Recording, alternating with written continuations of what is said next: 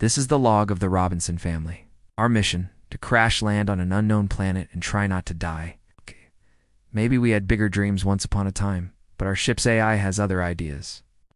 In the 23rd century, space travel is commonplace, but charting new star systems is still a risky endeavor. When a rogue asteroid tears through the FTL drive of the flagship Explorer, Captain Robinson has no choice but to set course for an uncharted exoplanet and hope for the best. But when the crew awakens from hypersleep to find the ship damaged beyond repair, they are forced to abandon ship and make the jungle planet their new home. Together with their 4 kids, the Robinsons are going to need to work fast if they want to survive. Using salvaged tech from the ship, they're going to need to transform their jungle camp into a homestead before long. And the only thing more plentiful than trees on this planet seems to be giant carnivorous beetles. I knew it was going to be rough, living on an alien planet, but I didn't realize how bad things were going to get. The first night, these giant bugs nearly rip apart our shelter. Fortunately, they seem to prefer eating the oily stuff from our wrecked ship over us. But still, even the biggest beetle I've ever seen pales in comparison to what Daddy calls the thunder lizards. These gigantic flying reptiles have beaks like drills and teeth like ice picks. Thankfully, the lizards seem mostly interested in our robot butler, a malfunctioning Terminator left over from the old Earth war that Daddy woe and stopped calling Johnny 5. For now, our biggest problem is finding food. Even though this planet seems similar to Earth in many ways, everything here is different. With some of the fruits and vegetables from our hydroponic garden, we managed to convince a couple of triceratops to become herbivores for a day, which gave us enough meat to last until we could figure out what else we could eat. But what really saved us was Uncle Albert's knowledge of botany. Turns out he spent his spare time on Earth cataloging obscure flora.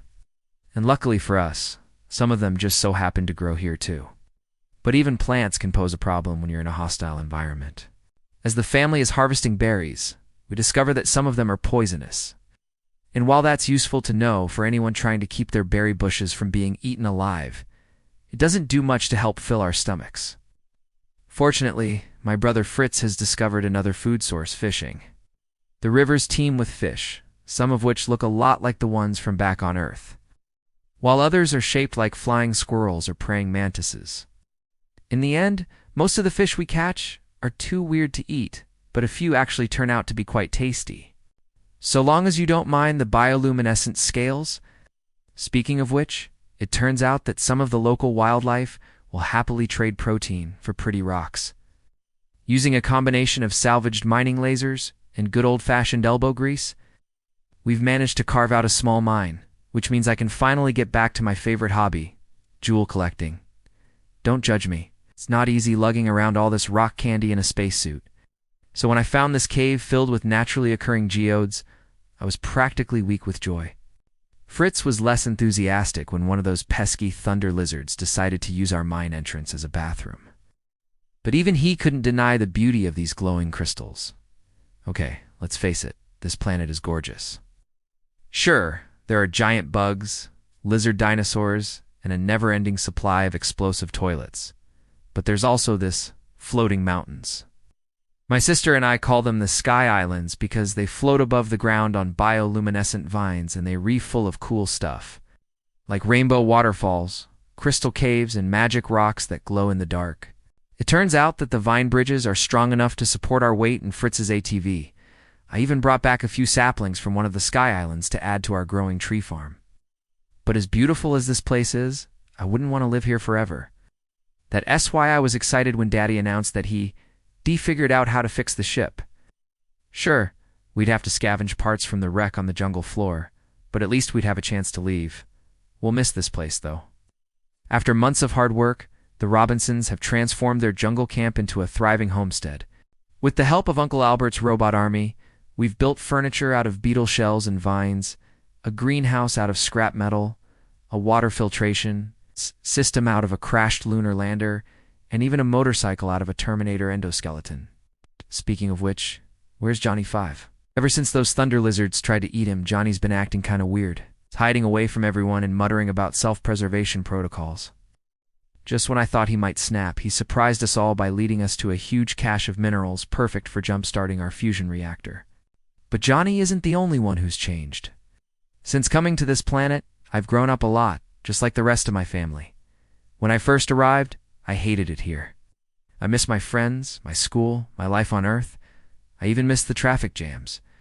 And then I started getting freaked out by all the scary monsters, especially after one of them nearly crushed me to death. But as the weeks went on, I realized something. All those monsters are just trying to survive, just like me. Yeah, sure. The thunder lizard pooped in our mine, but it's also protecting its eggs from predators. The snapping turtles may be aggressive, but they only attack when provoked. And even the giant carnivorous beetles aren't completely heartless. Sure, they tried to eat us at first, but when Papa Robot helped a baby beetle reunite with its mother, we earned the respect of the entire colony. Well, maybe not the respect exactly, but they did offer us a truce. That Psy was so worried when the thunder lizard returned to lay another batch of eggs near our house. I mean, it's still kind of scary, but at least we can protect the nest from predators while she's gone. And speaking of protecting, someone's been raiding our vegetable gardens at night. We initially blamed the Triceratops, but when we set a trap, it turned out to be a pack of small proto-wolverines. These vicious proto-wolverines with beady eyes, razor-sharp claws, and jaws full of carnivorous teeth. They remind me of a dog. Since my dog Sparky back on Earth was always hungry, even after we fed him, I immediately felt sorry for the little proto-wolverine. After all, he was probably just trying to feed his family. But Fritz wasn't so sympathetic. He wanted to kill the critter, but my dad said that would only make us like the monsters. So instead, we chased the proto-wolverine away. But every night he came back, bringing more and more of his friends. Soon we were fighting off a whole pack of the creatures just to salvage our crops. Then we remembered what my mom used to say, if you can't beat 'em, join 'em. We adopted the proto-wolverines as guard animals, and soon they were fiercely protecting our property, even chasing away the giant beetles. You know, watching the way those proto-wolverines interact with the other animals? I wonder if maybe we could raise one as a pet. I bet Uncle Albert would love a robotic wolf. Not everyone shares my enthusiasm, however. Now that we've repaired the ship, it's time for the family to say goodbye to this planet and all its monsters. I'm sad to see the floating mountains go, but I'm looking forward to getting off this rock. Unfortunately, my sister's robot army has other plans. Man, they're attacking the ship. Why did we forget to unplug them? Dang it, Johnny Five, why are you helping them? Wait, you don't want to come with us? You said you wanted to return to the human race? So it turns out Johnny Five has developed feelings for this planet and its inhabitants, and he wants us to stay too. To be honest, part of me wants to stay here too. Sure, there are downsides, like the giant lizard poops, but there's also upside, like unlimited crystal geodes. Besides, we're not really cut out for space travel anyway. Me neither.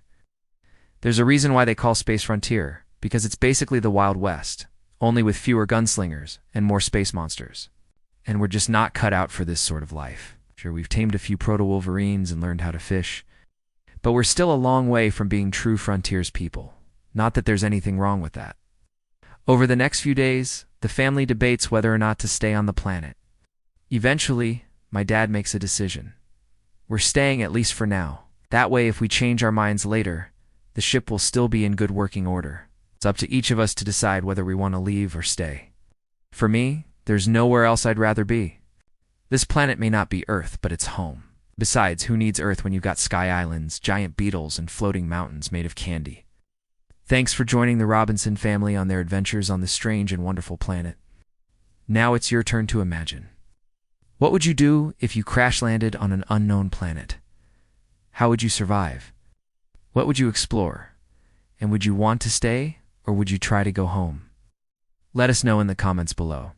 Hey, want to hang out with us outside the digital frontier? We've got a newsletter, social media, and even a podcast. Check it out. Hey, thanks for coming along on this journey. Without you, we'd all be lost in space.